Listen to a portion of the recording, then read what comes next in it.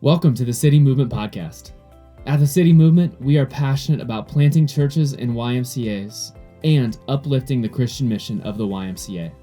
In each episode, we will talk deeply about the mission of the YMCA and provide encouragement to pastors and members of churches and YMCAs. We're your hosts, Jeff Snyder and Mike Newman. Thanks for spending some time with us today.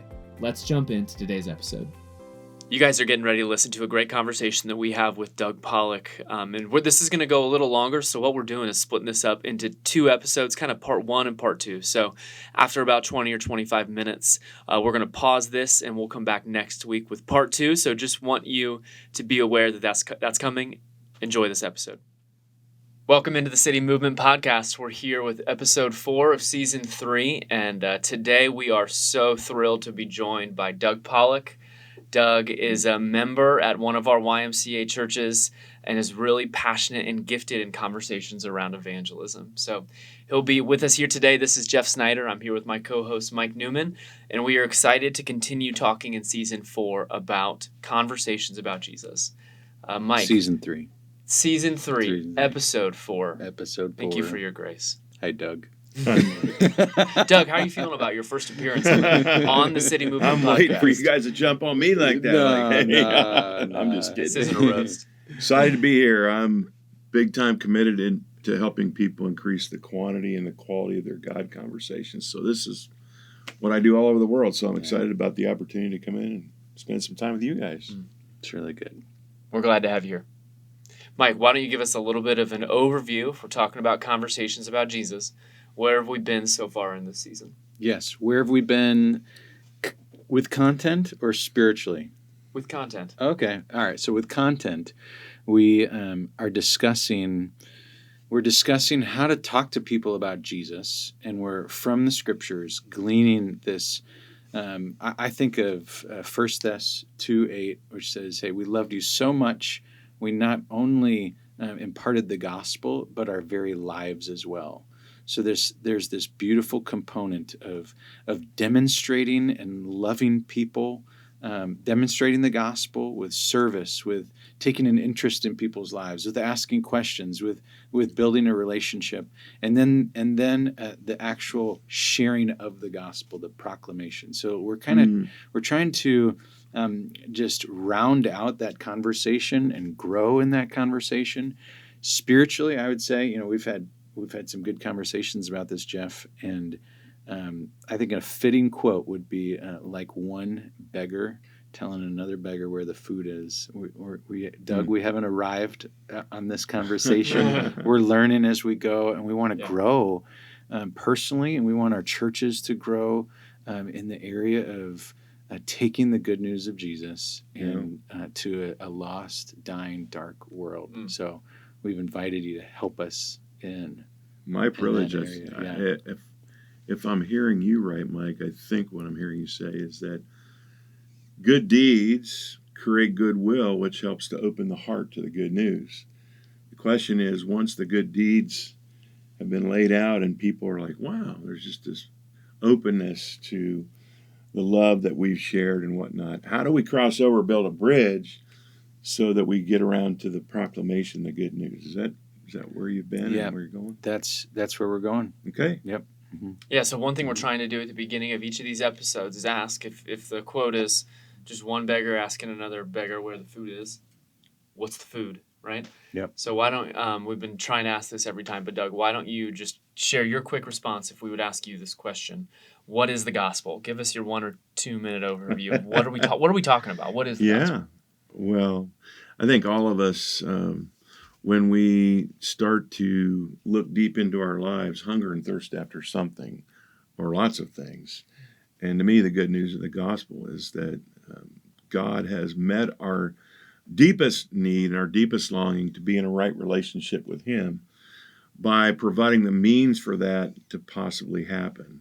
So He sent Jesus, here to earth, and ultimately, it's His perfection that covers our imperfection, which allows or paves the way for us to experience a relationship with God. So the guilt and shame that we labor under so often, the failures and whatnot. The good news is that God has done something to remove those stains and make us new again. Yeah. So, Amen. We're going to celebrate that this Easter. How Amen. exciting. Yeah, Mhm. that's coming up. That's great. Yeah, actually, by the time this episode is released, we might be after Easter. And we'll still celebrate We'll it. still celebrate that Jesus is risen. That's right. So, if we're talking about where we've been, we gave an overview. We said take an interest in the lives of others. We talked about the power of a good question. Mm-hmm. And this morning, what we're going to talk about is, and we're, I don't know, struggling over what the exact words are here, but Sure. I think the message will be clear as we communicate it. But is enter into their brokenness, enter into people's brokenness, the broken things in their lives, even if they might not see them as broken. But enter into those conversations. And we wanted to look in Scripture of where we see this. So if you have your Bibles, open them up, turn them on. We're going to look at Matthew 25. And can I read that for us, Mike? Would that be okay? That'd be great. I'm just going to read it. It's 10 verses. So buckle in, okay? All right, I'm ready. I use my best reading voice. Mm-hmm. Matthew 25, 31 through 40. And one of the organizations that I'm involved in training with, they call this the Pipsy passage. I'll tell you what that stands for at the end. All right, verse 31. When the Son of Man comes in his glory, and all the angels with him, then he will sit on his glorious throne. Before him will be gathered all the nations, and he will separate people one from another as a shepherd separates the sheep from the goats. And he will place the sheep on his right, but the goats on the left.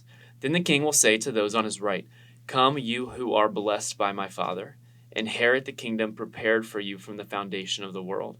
For I was hungry, and you gave me food. I was thirsty, and you gave me drink. I was a stranger, and you welcomed me. I was naked, and you clothed me. I was sick, and you visited me. I was in prison, and you came to me. Then the righteous will answer him, saying, Lord, when did we see you hungry or feed you, or thirsty and give you a drink? And when did we see you a stranger and welcome you, or naked and clothe you? And when did we see you sick or in prison and visit you? And the king will answer them, Truly I say to you, as you did it to one of the least of these my brothers, you did it to me. I think this is so key for what we're talking about in terms of entering into people's brokenness, because here's Jesus, the Son of God, and he's talking about the refrain he uses is the least of these, right? The organization I was training with calls these Pipsy people, poor, international, sick. I forget what the other P is. I'm sure if I could look at it right here. But it's talking about, and I would say we all have different seasons of our life where some of these things are true about us, where we're struggling with some of the broken things of this world, the pain of this world, the suffering of this world. And Jesus is challenging his followers to enter in and treat these people like we would treat Jesus. And so today we're going to just talk about a conversation about what that actually looks like. How do we do that in real life? Enter into the brokenness or broken cisterns in other people's lives, and how that relates to how we're moving towards proclaiming the gospel. So Mike, what do you think? What do you think about that passage? How would you respond, and how that relates to the conversation that we're having? Yeah, that Jesus almost equips us with, hey, get your radar out, because there are kinds of people and there's kinds of situations and struggles that are not something to avoid or sweep under the rug and go, well, that's not an area I want to go into. But he's raising the flag for us to say this is actually a platform for ministry, so that I can get a whole lot of glory. And so these areas of suffering and poor and sick and things like that, I want to be made known in these areas. And so pursue them and enter into them. Don't be afraid. Yeah, well said. So, Doug, any initial responses you would have after reading the passage as it relates to our conversation? Let's do it. Okay. Question is how? Yeah. That's what I think we're after here, isn't it? So if we would say how, then I would say, it's like we've talked about this, but let's look in Scripture. Jesus is telling us how to do it. And even here, let's look at the YMCA and ask, how's this been done in the YMCA? And so what we're going to spotlight today is like like the founding father of the YMCA, Yeah. if you will, and how his vision started the YMCA. And actually, it's really related to this in terms of entering into people's pain or brokenness. And that is George Williams. We have talked about him on this podcast before, but he founded the YMCA in the year, do you know? No. I think it's like 1855. I could be wrong. I know George Williams was born in 1821, and I think he founded the Y when he was in his 20s. So we'll say in the 1850s he founded the YMCA. And the summary of his story, and butt in if you want to at some point, but would be this. When he was 16, in a small town in England, not the town that he was born, but he had kind of moved on from being a farmer at this point and was working in a drape factory, he gave his life to Jesus. He heard some no-name preacher proclaiming the gospel in a church service and was convicted of his sin and repented and said, I want to follow Jesus. This way is better. And his life began to turn around and began to be about a greater purpose. Yeah. And so then after that, he moved to London. I was not alive in the 1850s in London, Right. but my understanding was it was not a good place, especially for young poor people to be living. The Industrial Revolution was dirty. People were working long hours. The working conditions of the working class labor was not a thing people were considering. So he got this job at this drape factory, and from the historical accounts I have read, was working something from like 7 a.m. to 9 p.m. and then would go sleep with another guy in a room, in a bed together, because there's not that much room for him to sleep. They were sleeping in the drape factory, eating in the drape factory, and working 14 or 15 hours a day. Yeah. And as you can imagine, a bunch of 17 to 20-year-old guys in those conditions, there was a lot of brokenness. Yeah. You know, that it was I think he saw a lot of darkness, whether it be the darkness of men running to worldly pursuits to quench the thirst for something more that they were desiring, or just the brokenness and darkness of a sad, hard life situation in 1850s London. And what the vision that captured his heart was, he saw the brokenness around him and started praying name by name for all of the different workers on the floor of his factory, because he knew the hope and light that he had come to know in Jesus was available to all these people in this broken, dark situation. All these people pursuing other means to try and fill in the brokenness in their lives. He started praying name by name for each of them. And you could probably tell the story in 20 minutes. I'm going to try and do it in one more minute here. But the summary would be that name by name, person by person, they each came to know Jesus. And I would say that's because of the way that George Williams submitted himself to what God wanted to do in that factory. I think he probably took an interest in the lives of those people working next to him in stations next to him. I think he probably asked good questions and entered into their lives. And I love this quote. I was going to read this one quote. And it says, an early biographer of George said that when Williams came to Hitchcock and Rogers, which was the drape factory, it was almost impossible for a young man in the house to be a Christian. But 3 years later, it was almost impossible to be anything else. And I just think that is because it was a move of God, but it was also George Williams submitting himself to that move and saying, I'm going to enter in, I'm going to pray. And I think we could probably choose many other examples in the history of the Y where we've seen people entering into brokenness. But I think George Williams is a great one. So, I don't know. What do you guys think about the life of George Williams and how we see that there? I mean, you nailed it right there. I mean, I would say what he did is he saw the world he was in with Jesus' glasses on. Jesus said when he saw the people, he was broken inside. He had compassion on them, as sheep without a shepherd. Sounds like George Williams had that same spirit, that brokenness over their brokenness. And then started to seek the Lord about what to do about that, as well as pray for each person. That's right. And so he moved towards them, and the rest is history, so to speak. That's right. Yeah. I love what you said. They were broken, like George was broken over their brokenness. I think that's so key. Okay, so honestly, I've talked too much. We need Doug to talk more. Well, let's hear from more Doug, less Jeff. Doug Pollock. So why don't I just throw this softball to you, Doug? So we're having this whole conversation about entering into people's pain, brokenness, broken cisterns, if you want to look at Jeremiah 2. In your life and experience, how do we actually do that? Mm-hmm. What does that actually look like? I love that question. And I'm going to share a story from the place that most people in the United States consider the mecca of YMCA world. It's right here. You see it? YMCA of the Rockies, Estes Park, Colorado. Come on. If you have not been there, it is an amazing place. There are elk grazing on the grounds and whatnot. And I had a friend with me. I was invited out there to speak at a conference, and we had a couple of days just to hang out. And so I took him over to that YMCA, and we swam together in the pool in the morning. And then I knew he'd never seen elk. Mm-hmm. He was an Ohio boy, and all he'd seen is deer. And I said, trust me, when you see elk, deer are going to look like little Bambi's. Yeah. So I took him. It just happened to be, it was in the fall, and the elk were down, literally walking around the streets in the city of Estes Park. Mm-hmm. And we found a spot where there was just a giant herd of them.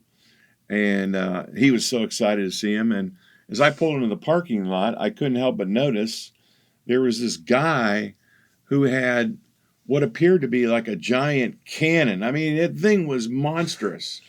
It was a camera with a lens on it like that. And I'd never seen a camera quite that big. It looked like something like, if he was looking at the stars at night, right, he'd be using something like that. And so what I want to do, I didn't mention this. What I want to do as I tell the story is I'm going to do like what we do in the athletic world. I'm going to take some timeouts along the way, and I'm going to stop and make sure nobody misses the big point here. A lot of our conversations, at least me, if you hung out with me, you'd find that most of my spiritual conversations start by something I notice. People are sending us all kinds of messages, their body language, the T-shirts, what they have on, their tats. Every tat seems to have a story. Mm-hmm. That's right. And often people are communicating things to us.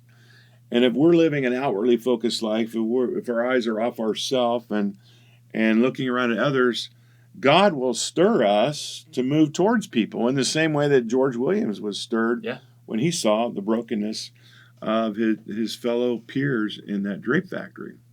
So I was just totally intrigued by this guy. Like, what's he doing? Why this camera that is just the biggest camera I've ever seen? And so I just went up to him and I said, "What are you doing?" I said, "Is that a Canon or what?" And I just started laughing, and he was taking pictures of the elk, and apparently this camera, I mean, literally you could get as close as you want, or you could magnify something on the elk. And he began to explain to me that he was doing this because he was actually an author and he was working on a book. And he explained to me that the book he was working on was a children's book. Mm-hmm. And what he does in the children's book is he writes a story, and then he has pictures of animals and then places to put their name in the story so they can personally feel like they're in the story. I thought, wow, that's really neat. And as we talked about that, I mentioned to him that I also was an author. And he immediately got so excited, like, wow, tell me about your book. And he found out that I was published, and he could seem kind of, I don't know, it was kind of weird. He kind of slunk down because he's actually looking to self-publish, and he couldn't find anybody to publish his book. And so I guess from his point of view, I was somebody just a little more because he was a little less, and then I was a published author. And so he was just like wanting to know all about, that world and all that. And let me just stop again, take another time out. I really think that the secret of being interesting in a conversation is to be interested. Yeah. And when we get interested in what other people are into, what they're passionate about, what we're really doing is we're discovering how God has wired them, and there's something behind that passion often that demonstrates God's handiwork in their life. Now, we don't know where that's going to go when we move into it, but in this case, I certainly didn't know, but I was willing to tag along with the Holy Spirit and just see where He led me in this conversation. Um, and, like I said, he kind of shrunk back and he said something that really caught my interest. He said, I don't even know why I do this. I'm spending my own, my money. It's going to cost me $10,000 to $15,000 to publish this book. Mm-hmm. And I don't even know why I'm doing it. And kind of almost like, well, yeah, sure. This is a waste of time. And so what I did is just start listening to him. And I think often people think that conversations, we have to come up with the topic for the conversation. Right. We have to try and steer it. We have to make it go where we want it to go. And that is anything but the truth. If you look at Jesus, you'll never see any two conversations that were the same. Mm-hmm. They were each unique. They were one of a kind because he was dealing with human beings who were unique and one of a kind. Yeah. And in this case, I just kept listening to him, and I found out that, ironically, this guy was actually the father of the son who created Crocs amongst probably everybody. Oh, come on. Probably, yeah. And, wow. And that during his lifetime, what he had given his lifetime to, he was in his 70s, he had given his life, in terms of employment, to building children's hospitals around the country. So like if you've ever been to a Shriners or a children's hospital where they treat children who have cancer and things like that, he was actually the engineer that designed a lot of those and had those built. Mm. And as I was listening to him, I was also listening to God. And I think that's really important to realize that God cares more about people than we do. Mm. And God's already been having conversations with people long before we ever come onto the scene. So, big thought for all of you out there. Here's the real big deal, and that is, how do we actually join the conversation that God's already been having with someone? That's a conversation that's really powerful when we can tap into that. But we're never going to get there if we are always filling up the conversation with our words and we're trying to make it go where we want it to go. And ultimately, when we try to do the agenda-driven thing, and I've done a lot of that, unless someone is open to that agenda, once I'm done with my agenda and they kind of see it for what it is, it's kind of over. But the really cool thing is when we tap into the conversation God's already been having with them, there's something deep within them that's hungering to talk about this passion of theirs and this thing that's going on. And so what happened that day, as I continued to just listen to him, for heaven's sake, is I learned that, in his retirement years, this is what he was giving himself to. And yet he was wondering about it and going, I'm not sure why I'm doing this. It just feels like I'm wasting my time. And I felt like, and let me state this just so nobody misses this. This is I wouldn't call it a one-off story, but this does not happen to me like every day. Right. I felt like the Holy Spirit gave me a word of knowledge, something that was supposed to be spoken to him in this moment. And because when he said, I don't know why I'm doing this, and I go, I just stepped up in boldness because I felt empowered from the inside that this is what God wanted me to say to him. I said, I have a holy hunch.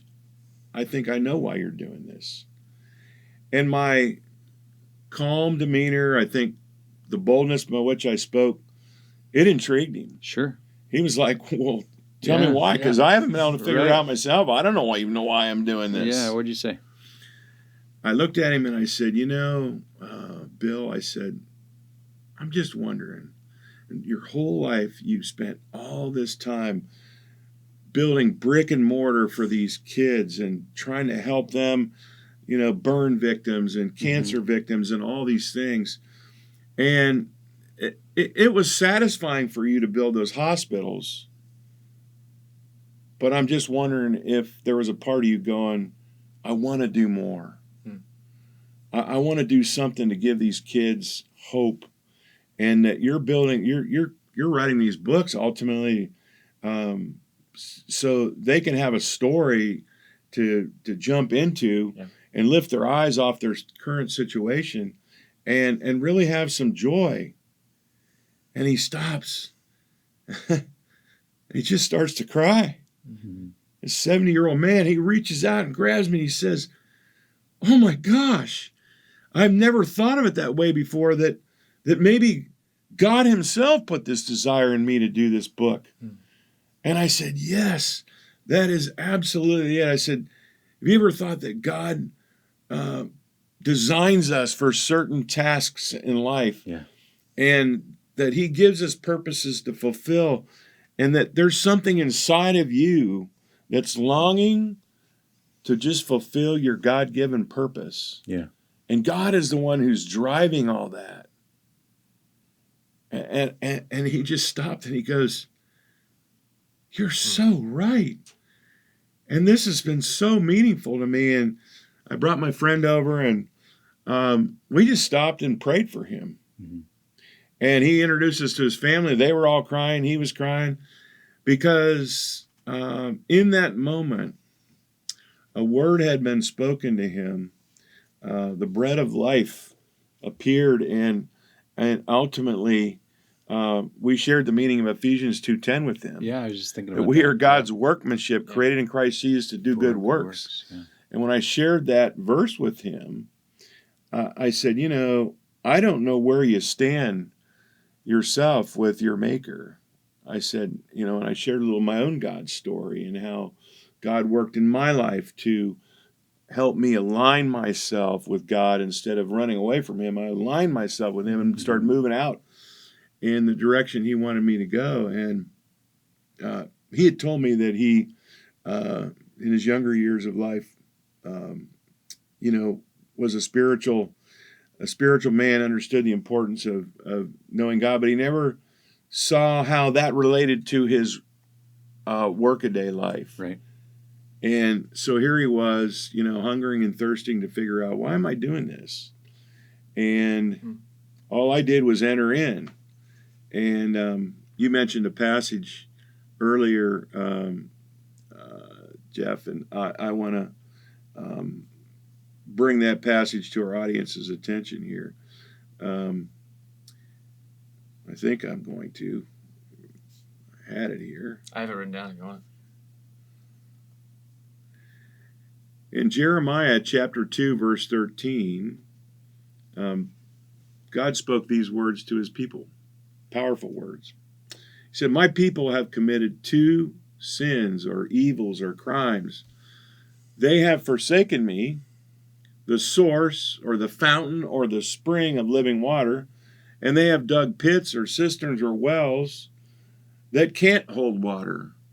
So ultimately, what I glean from this particular passage is that God is upset that his people, instead of moving towards him and coming to him to satisfy the longings in their heart and their soul, they ultimately turned away from him and tried to meet their needs their own way.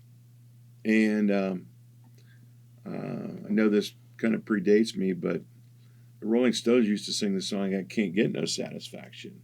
I look back at my own life. That's my story. I tried and I tried and I tried. I tried in many different ways. There were thirsts inside of me that I was trying to satisfy in the same way in this passage. But I wasn't going towards God to do it. And in his case, he was aware of God, but he wasn't aware of how God had anything to do with his professional life and in terms of writing these books. And I find often that that's the case for a lot of people, because in a lot of our churches, we seem to send this message that spirituality is what happens on Sunday. Our secular life is what happens Monday through Saturday. Sure. And so there's this great divide, and people don't see how God enters into that. And so a lot of people in the workaday world are feeling like this I owe, it's off to work I go thing just isn't getting it for me. I mean, I don't want to just live for the weekends. And here he was really trying to do something purposeful, but wasn't really sure why. And didn't have the depth of understanding that comes from absolutely. And, and so in one conversation, I was able to offer him something I believe that God had been trying to communicate to him, and he was so satisfied when we walked away. Yeah. He was so excited. Gave me copies of his book and thanked me profusely over and over again. But that's just one example of a story. I find that this happens in many, many different ways. People are all hungering and thirsting for something. And whether it's to find purpose or significance in life, whether it's to satisfy their pleasures, to bring happiness, or maybe they're full of guilt and shame and they just don't know how to get forgiveness. Yeah. They walk around kind of like a dead man walking. They have this death sentence on them. And it's like, how do I get rid of this thing that's just weighing me down? Yeah. Can I ask you a couple questions about your conversation? That you had with Bill? Absolutely. Go for it. How long of a conversation was it? I'd say probably from beginning to end, from the moment I first noticed his camera and listened to him, it was probably 30 minutes. Okay. Yeah. So a 30-minute conversation when you were on almost like a vacation. Yeah. You know, like time to get away. I mean, we did set out that morning, and I think this is a big thought too, is that my friend definitely a very spiritually minded guy, we believe that, it's best to start your day talking to God about men before you talk to men about God. And so as a chaplain at the Y, I like to, when I come to the Y, I'm like, God, here I am. You've sent me. I'm going to talk to you about the people I'm going to meet today. And so in essence, while we were going to look at elk, God prearranged this, divine intersection where I just noticed a guy's camera. We're just talking about everyday things that he was passionate about. And pretty soon we were moving into much deeper things. Yeah. Yeah, so I just point that out to almost look backward at one of the things we talked about in the last episode, which was just making some margin for conversations like this, right? Yeah. Like I know if I would have been in Estes Park that day, I would have been more concerned about getting into the national park, going to Bear Lake, doing some hikes, right? I got a schedule. Yeah, or even if I was looking at the elk, I would have been like, oh my gosh, let's just go look at the elk and not necessarily notice and have margin for the other people around me. So I just think I wanted to tie that back of like, I just think there's something here of like we have to slow down and notice and make margin for conversations. That's a good observation. Wow, what a great conversation and great little nuggets of wisdom that Doug is sharing with us about how to enter into other people's brokenness and their stories. Come back for part 2 next week as we learn more about what it practically looks like to pause and enter in. Thanks for joining.